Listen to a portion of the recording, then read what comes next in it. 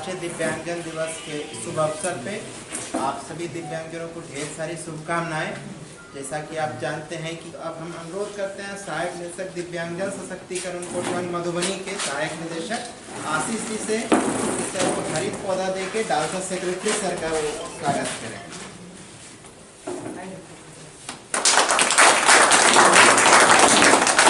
धन्यवाद सर। जैसा कि आप सभी जानते हैं कि आज 3 दिसंबर है, राष्ट्रीय दिव्यांगता दिवस आज के दिन ही मनाया जाता है।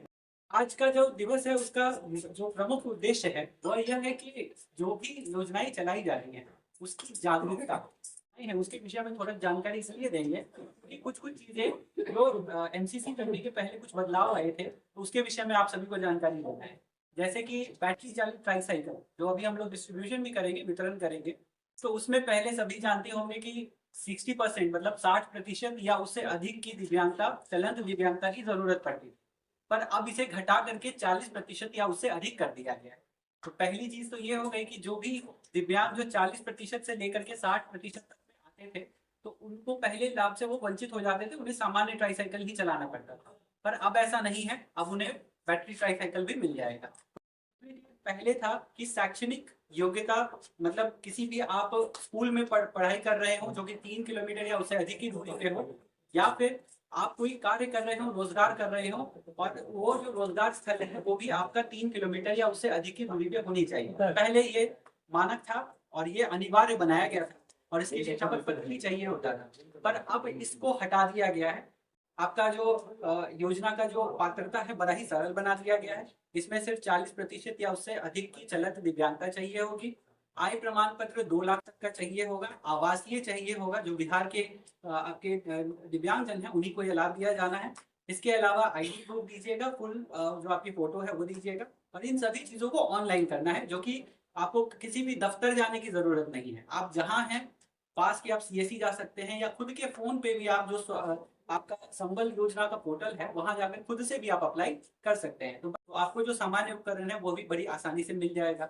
इसके अलावा जो सामान्य उपकरण है उसकी भी कई टाइप्स आ गए हैं, कई वेराइटीज आ गई हैं। जैसे बहुत सारे जो दृष्टिबाधित यहाँ पे दिव्यांग है, जैसे अभी देख सकते हैं एक यहाँ पे है, तो ऐसा नहीं है कि इनको सिर्फ छड़ी दी जाएगी, छड़ी की जगह पे स्मार्ट केन भी दिया जाता है।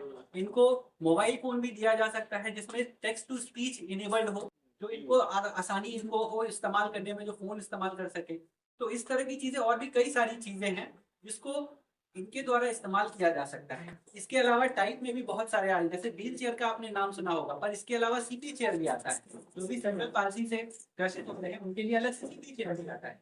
कई सारी वैरायटी, कई सारी चीजें हैं जो आप आराम से मिल सकता है, क्योंकि सरकार के द्वारा प्रतिबद्धता दिखाई गई है कि वो जो भी योजनाएं हैं उसके जितने भी टाइप्स हैं, जो दिव्यांग जिस टाइप के हैं उनको उसी टाइप का लाभ उनको आसानी से दिया जा सकता है। ठीक है, इसके यूडीआईडी जनरेट नहीं होता है, तो इसके लिए भी हमारे जिला पदाधिकारी महोदय के द्वारा ही उनके कहने पे ही, उनके निर्देशानुसार ही हम लोगों ने जितने भी ब्लॉक्स हैं सभी का आईडी, लॉगिन आईडी क्रिएट कर दिया है। पहले होता था कि सिर्फ जिला लॉगिन से ही उसका सत्यापन किया जाता था, तो कोई अगर लौकहा या लौकीही में रह रहा है या फुलपरास में रह रहा है तो उसको उतनी लंबी दूरी तय करके यहाँ पे आना पड़ता था, पर अब ऐसा नहीं है। अब जो संबंधित वहाँ के पीएचसी हैं, जो आपके प्रखंड स्तर के जो स्वास्थ्य केंद्र हैं, वहां पे भी वो अप्लाई करेंगे और वहां के लॉगिन से भी इसका जो सत्यापन है वो आसानी से हो जाएगा। तो किसी प्रकार का कोई परेशानी होता है तो उस परिस्थिति में संबंधित जो अनुमंडल के अनुमंडल पदाधिकारी से भी कह सकते हैं, क्योंकि कहीं कहीं ऐसा देखा गया है कि कुछ ऐसी घटनाएं होती हैं जिसमें प्रशासन की इन्वॉल्वमेंट डायरेक्टली जरूरी पड़ती है, पुलिस प्रशासन की भी जरूरत पड़ती है। तो उसमें आप संबंधित अनुमंडल पदाधिकारी या अनुमंडल पुलिस पदाधिकारी से भी डायरेक्टली संपर्क कर सकते हैं, कोई परेशानी आपको उसमें नहीं है। छात्र हैं और छात्राएं हैं, उन लोगों के लिए बीपीएससी और यूपीएससी उत्तीर्ण करने पर सरकार के द्वारा एक योजना चलाई जा रही है। उस योजना में अगर बीपीएससी का कोई छात्र है, दिव्यांग छात्र है, वो अगर पास करता है तो प्रीलिम्स निकालने पे उनको आगे के प्रिपरेशन के लिए 50,000 रुपए तक का, और अगर वो यूपीएससी निकालते हैं तो 1 लाख रुपए तक का उनको लाभ दिया जाएगा। ठीक है, तो ये योजनाएं तो आपके दिव्यांगजन से संबंधित हो गई। इसके अलावा दिव्यांगजनों के लिए उद्यमी योजना भी आ रही है, जो आपका इंडस्ट्री डिपार्टमेंट के द्वारा उसको चलाया जाएगा। उसी सुरक्षा के अंतर्गत में निशक्तजन विवाह प्रोत्साहन योजना चलाया जाता है, जो दिव्यांगजनों से ही संबंधित है। पेंशन के बारे में सभी जानते होंगे कि अभी हाल फिलहाल में ही हमारा पेंशन जो है 400 से बढ़ करके 1100 कर दिया गया है। आपको ही सक्षम बनाने के लिए की जा रही है।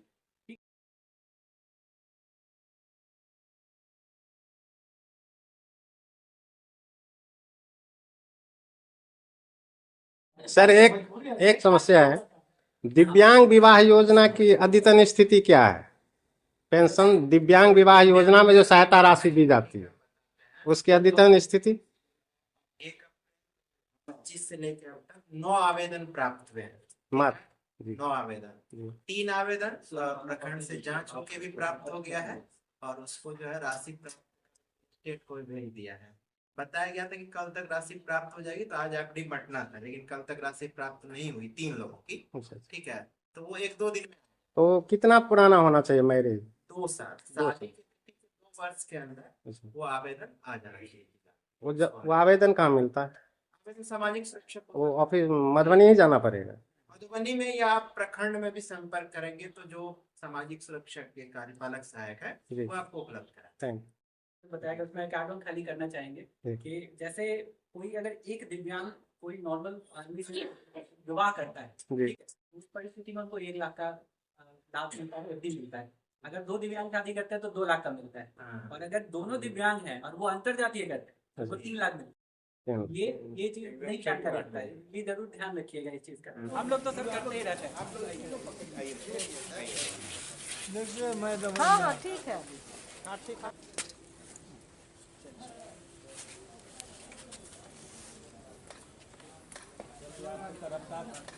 चालू है।